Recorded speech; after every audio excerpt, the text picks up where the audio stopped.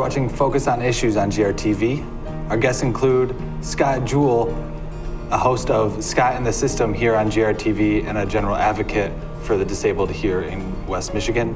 Adeline Van Tol is the Advocacy Program Manager at Disability Advocates of Kent County, and Elizabeth Stoddard is the Director of Advocacy from the Fair Housing Center of West Michigan.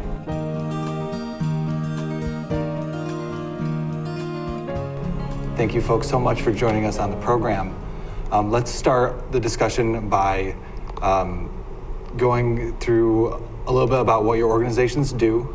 Of course, our topic today is advocacy for the disabled, and it's a really wide-ranging subject.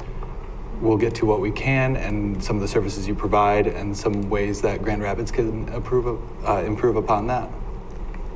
Well, at the Fair Housing Center, we work to eliminate illegal housing discrimination and make sure that people have access to housing free from discrimination. And under fair housing laws, there are civil rights laws that protect that choice. And so specific to people with disabilities, the laws both at the federal level, the state level, and the local level make it illegal for people with disabilities to experience discrimination when they're looking for housing, when they're in housing. And also the laws give people with disabilities the right to have reasonable accommodations or modifications, which are changes to rules or policies or make physical changes to their homes so that they can stay in their homes or that they're more accessible to them.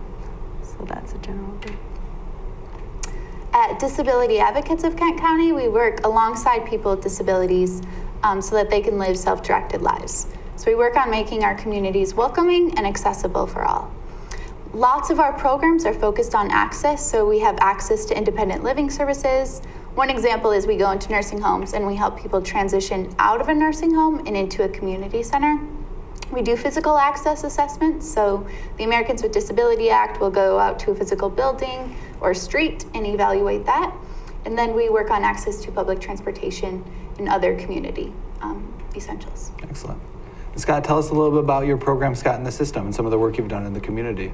Well, for several years, I always felt it was my duty as individual to help the disabled community, being I have 25 years of experience living independently, and starting my show, gave me the platform to do that. And basically, I, have guests that basically help, the disabled, basically explaining the services they provide, just helping those organizations get more exposure, being most of them are nonprofit, of course, so they don't have an advertising budget, or something like that, And I found it's been very educational for myself, much as my viewers. And how have you found the best way to get that message out? How has that messaging been received by the greater population, and without the advertising budget, how can people find those services that they need, or create awareness in the rest of the community so that they can be more involved and support some of these programs? Well, my goal is by introducing these organizations, hopefully it'll help the disabled community to learn how to network. And I would say number one, for somebody who is new in the community, get a hold of Disability Advocates in Kent County. That would be the number one place I would recommend everybody to go. That'll help you get the ball rolling, and you can, start learning about the other organizations that, meet your requirements along the way. It's basically all about networking. Absolutely. That brings me back to something we were discussing before the program, where new people moving to the community have, there's a delay sometimes before they can get settled in the community and start receiving the services they need. So how can we minimize that delay to make sure people are taken care of right off the bat, whether it's for their housing so that they can get into adequate housing right away, or some of the other services that are required. Is there any insight on how to kind of speed up that process so that they're not kind of stuck in a lurch for 4 months? Well, there's so much bureaucracy involved, it's pretty hard to get around it, depending, how dependent the individual is on the system. So there's so many variables involved, it's really hard to say how to speed it up, being it's more or less a case-by-case situation. Does Disability Advocates of Kent County have methods of making sure that people are taken care of so they don't experience delays in services, even if they're not receiving everything they need right off the bat? At least they can make the minimum to kind of get by until that their other stuff gets processed? To the best of our ability, I think our biggest barrier oftentimes is just not enough services. So I think of housing, and if someone's moving here, we can certainly help provide them with a list, but unfortunately if there's no available, accessible and affordable housing, we can help them self-advocate, but they may still end up on a waiting list for some of those. Do you find, Elizabeth, that sometimes it does take a while for people to get settled? Is there intermediate landing places that people can be while they're on the search for housing? I'm not really familiar with intermediate housing places. I think from our perspective, what we would just try to do is make sure there's no illegal barriers that are impeding someone's ability to find housing. So there's nothing that because of their race or their religion or the color of their skin or because they have children, because they have a disability, things that are protected by the law, that those aren't barriers to them finding housing. Oftentimes too, another issue is if someone has some form of public assistance. Here in the city of Grand Rapids, the city has its own fair housing ordinance that protects against discrimination on the basis of source of income. So where someone's money comes from, whether they might have a voucher or some kind of other public assistance, that shouldn't be a barrier to them obtaining housing in the city of Grand Rapids. And so we work both through an education standpoint and also taking complaints and conducting investigations, just try to remove any barriers we can on those things that are protected under the law from people being able to access housing. Absolutely.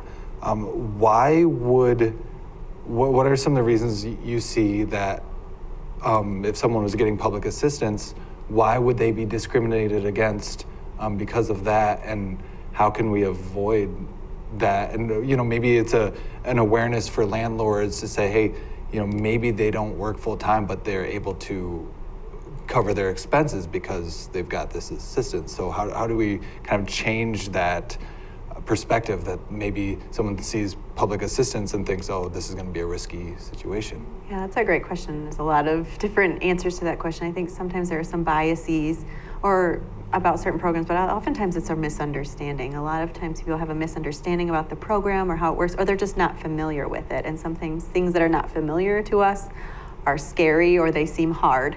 And so people aren't familiar with working with different kinds of source of incomes, or if they've never worked with the voucher program before, they might think there's too many extra requirements. But sometimes then when you help people understand the program, or that it's money that comes directly from the government, it's guaranteed money to you every month. I can't guarantee, employment income is not guaranteed, and someone cannot always guarantee they're going to have their job in 6 months. But if someone has a voucher, unless they have some major program violation, which happens very infrequently, they're going to have their income coming steadily. And so I think it's a matter of education, letting people know about the program and how it works, and also letting people know that it's actually against the law in the city of Grand Rapids to discriminate against someone because of where their money comes from. Right. That's what I was thinking is, if you've got a guaranteed rental amount, it's going to be a lot more secure than someone, because, if you have just a general tenant, it's not like, it's not guaranteed, but if they only have a portion of it, usually they're not going to pay that portion of it. They're going to either hose you completely. Right.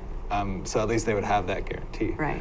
So, and as you're saying, like as we break down those barriers, then that could speed up access to the housing. Yes. So I think working on that's kind of tackling the problem Yeah. before people are looking for housing that have trouble with that. Yeah. Did you have thoughts on some of how the, discrimination in housing and ways that, the disabled community can make sure that they find a comfortable home?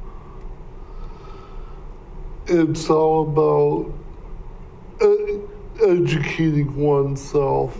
I always said you are your own best advocate, and you have to do due diligence at the same time. Otherwise you're not going to progress if you just keep, yelling and screaming out of frustration. That's not going to improve this situation. I wish I had the magic answer. It's all a process. Yeah, that's really good advice, Scott. And it's really complicated because, the impacts of disabilities is going to be so far ranging, depending on the individual. So what are some of the best approaches you've found for yourself and for people that you've advocated for or worked with that leads to success in being a self-advocate? Well, I must say, number one, I have the greatest parents that anybody in my situation could have. There are many disabled individuals, sorry to say, their parents did not give them the support that they needed to become independent as they could possibly be. I would say just try to surround yourself with an adequate support system, such as disability advocates in Kent County. That's a great place to start. That's where I started 20-some years ago. And I just kind of gradually progressed from there. And so that's an interesting idea because I'm sure we have a lot of younger folks in the community that might have supportive parents or could use some better support. Do we have programs assisting parents so that they can be more aware of their children's needs, so that they can better support their children and become more aware themselves? Do you have referrals such as that? Yes, Disability Advocates of Kent County does have that program, especially as adult children with disabilities start to age. So parents are aware of some of those transitions that happen when they move out of the school system, and that they can be prepared for all of those decisions. What does it mean to be my child's guardian or to have my child be their own guardian? We also are developing a program for siblings as well, because if you think about it, a sibling is probably going to know the person with the disability for the longest amount of time. And as we do have an aging population, a lot of parents are aging.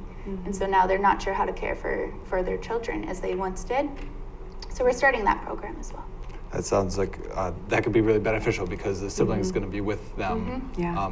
even if the parents pass on and stuff like that.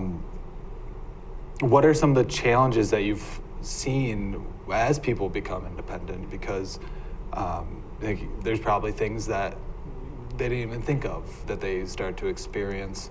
How can people be prepared to move forward with that aspect of their life?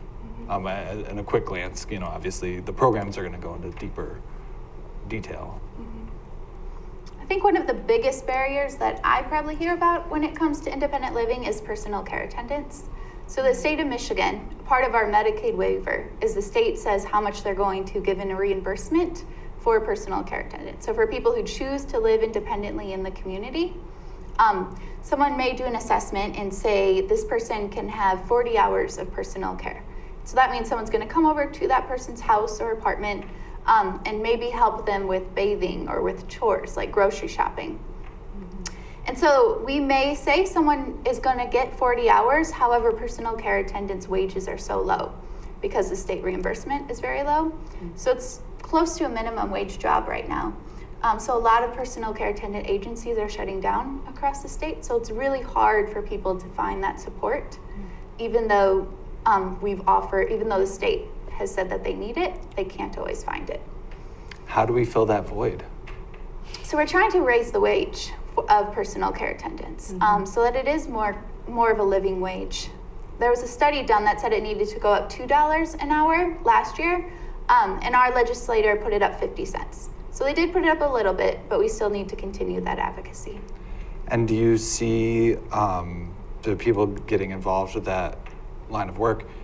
Does that low wage, maybe a higher wage would attract people that would give better services? Someone that might be in the medical field, but are thinking, I'm going to make more money as a nurse or a doctor, so they don't consider that. Absolutely, and I think the turnover rate is something like 80% in the first year because it's really hard to live on that paycheck. So also if we want to lower that so that you can have a personal care attendant for 4 or 5 years of your life, we need to make it a wage that they can support their families on. Absolutely. So back to housing, I'm sure housing has an impact on how people can provide that service as well, because an easier housing would enable them to not think about certain things, whether it's helping them into the bathroom and things like that.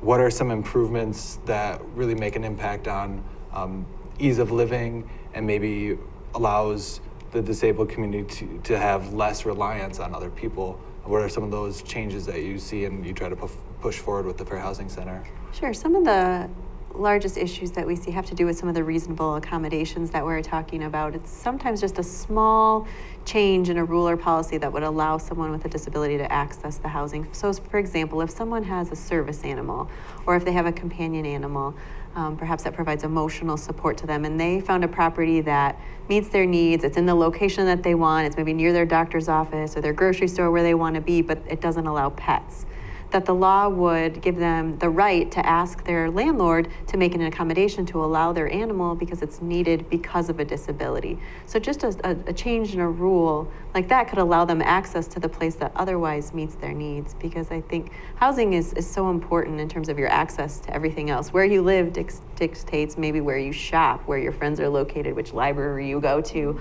all the things that are connected to your housing. And so I think we get a lot of issues regarding assistance animals. And also, I think just in terms of physical accessibility, you might find a place, but you might ask your landlord if you could install a grab bar or put a ramp in at the front, or just a few changes like that would make it accessible for you or for you to be able to stay.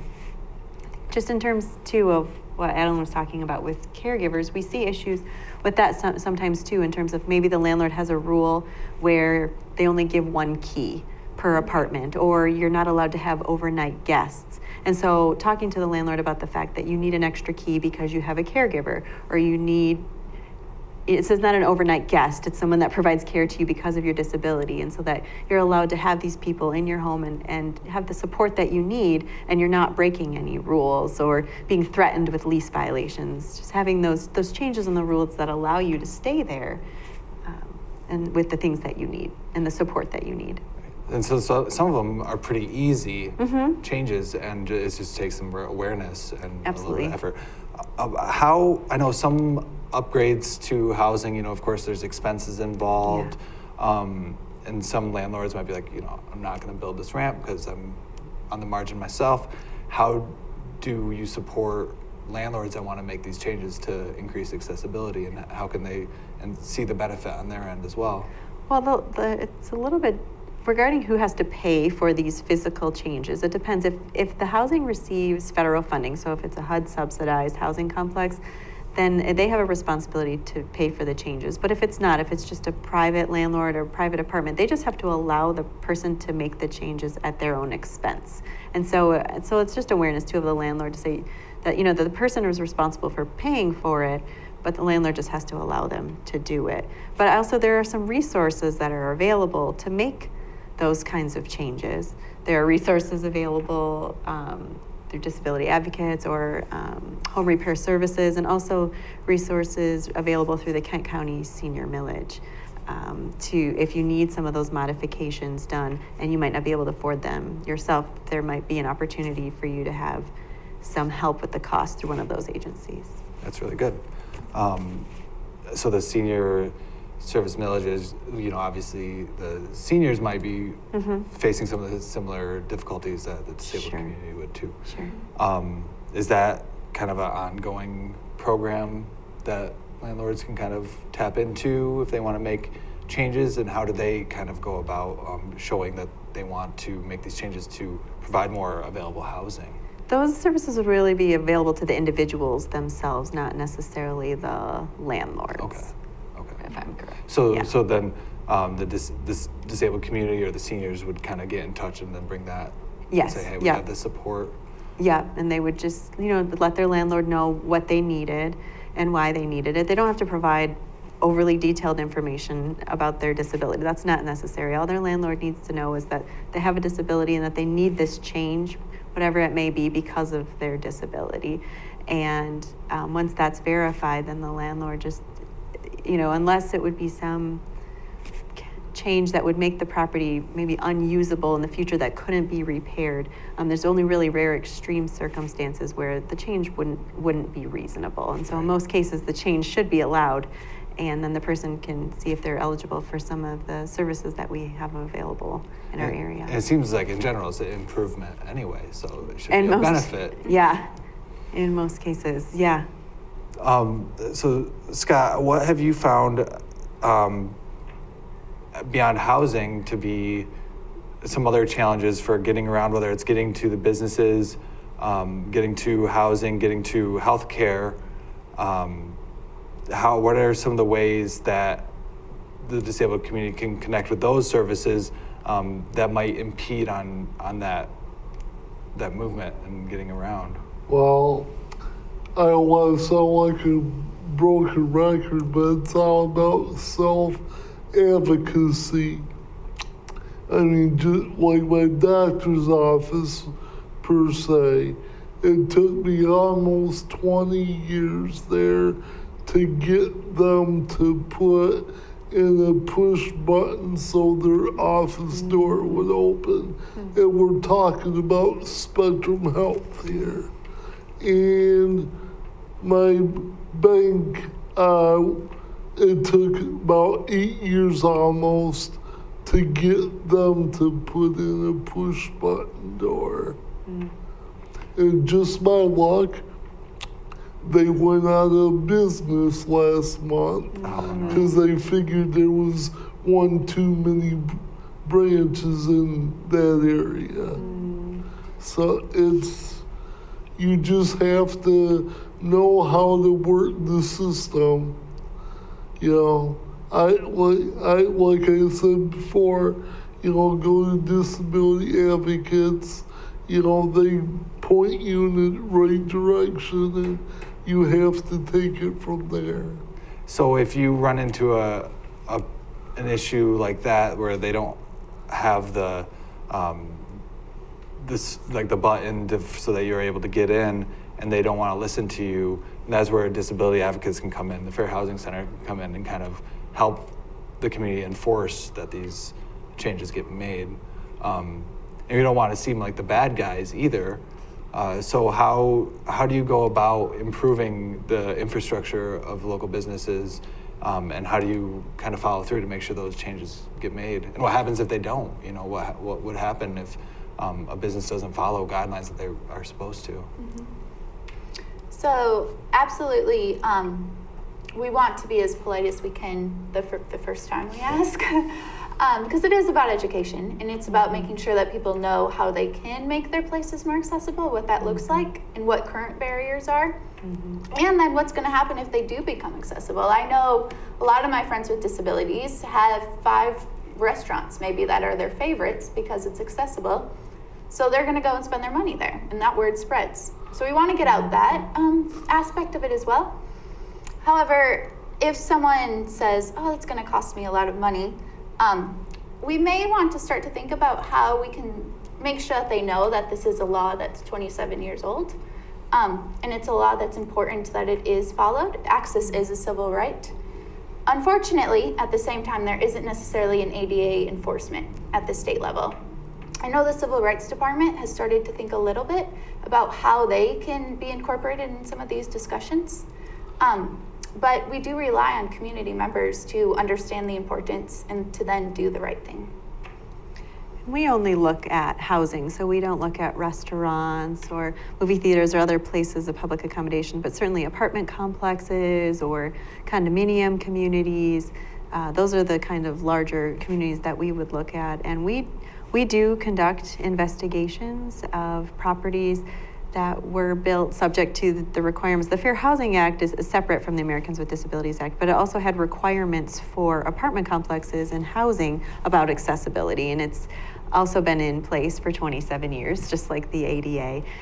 But we do still see issues, and so sometimes the issues can be resolved if they're minor, via a letter or a phone call or education, but sometimes if they're major issues, we do enforcement work, and there is enforcement at the state level and at the federal level of accessibility issues in housing. And we do take those cases and we do enforcement work if we feel like that's going to be a way to resolve the issues.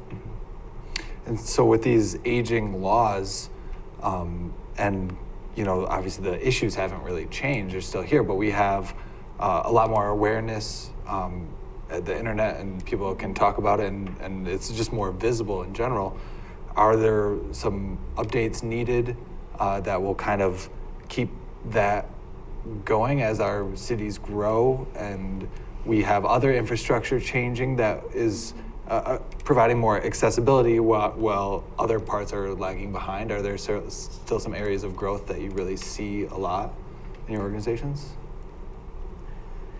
I think for us, as we start to look at some of the shared economy and what that means, because the ADA hasn't talked too much about Uber and Lyft and some of those places, and what does the ADA say to those companies? I think Uber has one accessible vehicle in the city of New York, and that's the extent. So here we don't have any, and as people move more and more in that direction, we need to make sure that we're thinking about how those kind of companies can be accessible as well. Respect, inclusion, and awareness can go a really long way. Absolutely. Well, thanks so much for joining me. I know it's a huge topic, and we did what we could in these 30 minutes. Of course, I'm going to suggest our viewers to keep an eye out for Scott and the System on GRTV to dive in deeper on some of the more specific issues. And I would really, like them to, make suggestions, because I don't know them all, that's for sure. You're watching Focus on Issues on GRTV. Our topic today was advocacy for the disabled community in Grand Rapids, and my guests include Elizabeth Stoddard from the Fair Housing Center of West Michigan, Adeline Van Tol from the Disability Advocates of Kent County, and Scott Jewell, host of Scott and the System. My name is Adrian Hirsch.